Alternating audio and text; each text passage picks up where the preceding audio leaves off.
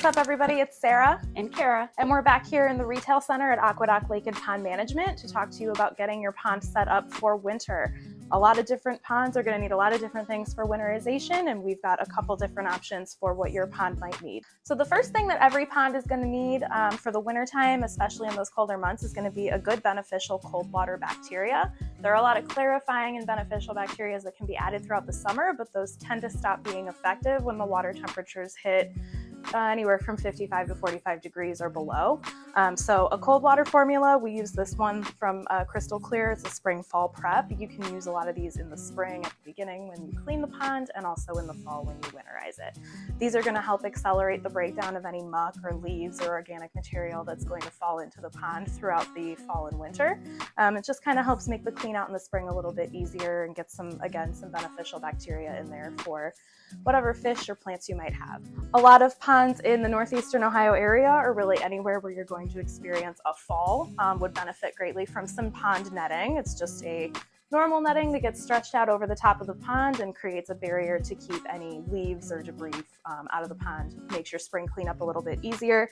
And most netting is going to come with some kind of a stake or even a yard staple just to help secure it in place. So probably the most important piece of equipment that you'll want for your winterization, especially if you have fish in your pond, is going to be the aerator.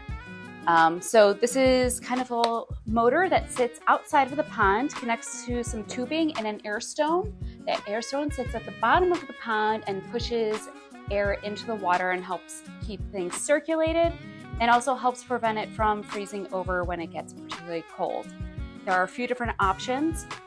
This is kind of the smallest one that we sell, and this one is good for ponds up to 1,000 gallons. The next size up is the Pond Air 4, which is good for up to 2,000 gallons, and it just has 4 air stones instead of 2.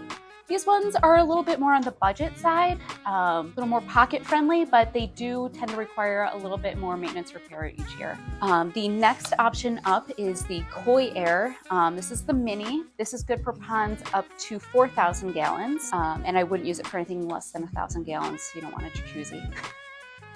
And then there's also the Koi Air 1 and the Koi Air 2.